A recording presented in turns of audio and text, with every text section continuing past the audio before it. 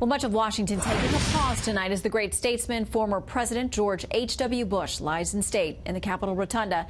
But not everyone's avoiding cheap shots. So let's bring in former staff writer in George H.W. Bush's White House, Douglas Mackinnon, and President George W. Bush's former chief speechwriter, Bill McGurn. Great to have both of you gentlemen with us tonight.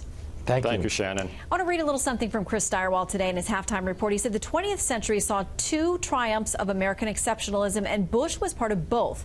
Our role in defeating fascism and totalitarianism around the world was self-interested, yes, but it was also the obligatory act of the greatest nation in the world. And later he says, as president, Bush got to put the capstone on the other project of American exceptionalism that dominated the 20th century, defeating the Soviet Union and remaking the world after a 50-year superpower standoff is hardly a humble thing to do. Douglas, your thoughts? I mean, Chris is right about that. It's one of the things, too, where President Bush, George H.W. Bush, who's the personification of kindness and class, never really got the credit he deserved, especially from a lot of the mainstream media.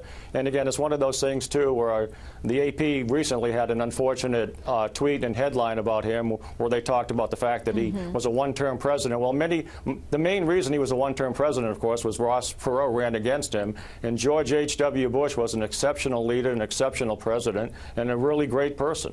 Yeah, Douglas, you mentioned the AP tweet. We've got those. They started out with this one right after his death was announced. Shortly after, it said, George H.W. Bush, a patrician New Englander whose presidency soared with the coalition victory over Iraq and Kuwait, but then plummeted in the throes of a weak economy that led voters to turn him out of office after a single term, has died. He was 94. There was a huge backlash, I mean, across the political spectrum to that. AP then updated a tweet saying this: we've deleted a tweet and revised a story on the death of President George H.W. Bush because the tweet and the opening of the story referenced his 92 electoral defeat and omitted his World War II service.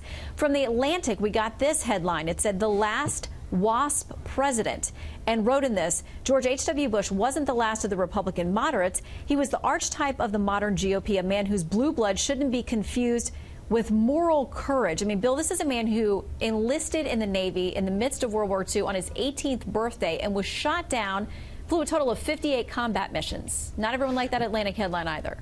Right. Look, the people that like to mention his patrician background don't mention the hallmark of that background, which was service over self. His high school's motto was not for self, and there was never a more selfless leader than George H.W. Bush.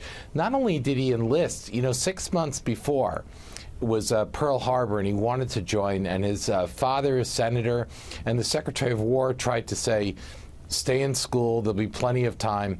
On his 18th birthday, he signed up. He was at one point the youngest pilot in the Navy, and he never talked about that. It's amazing that people would call him a wimp. But I think when you talk about the WASP virtues, they're easy to mock, but he embodied the best of them, which was about obligation, honor, and duty. And we're keeping you're seeing some file footage there.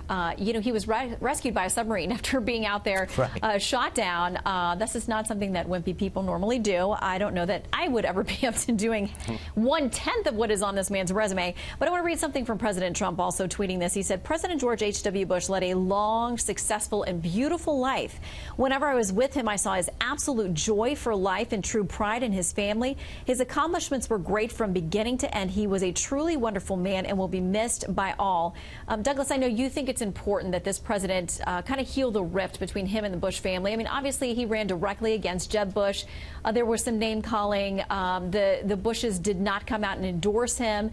Do you think this is a moment to kind of, put those things aside? Shannon, I think it is a moment to do that, and I think they are going to do that. I mean, my personal feeling is President Trump is doing an exceptional job, but in many ways, as you've talked about in the past, he's basically, it's President Trump against the world.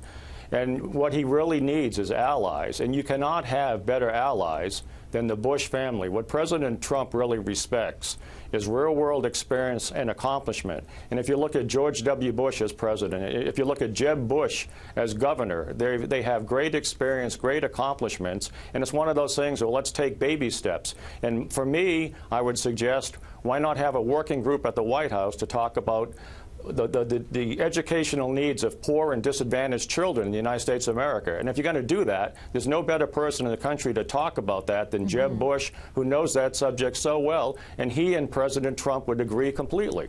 Yeah, Bill, final word to you. Look, I have a column in the Wall Street Journal tomorrow. I think George H.W. Bush was the real-life George Bailey, the hero of It's a Wonderful Life.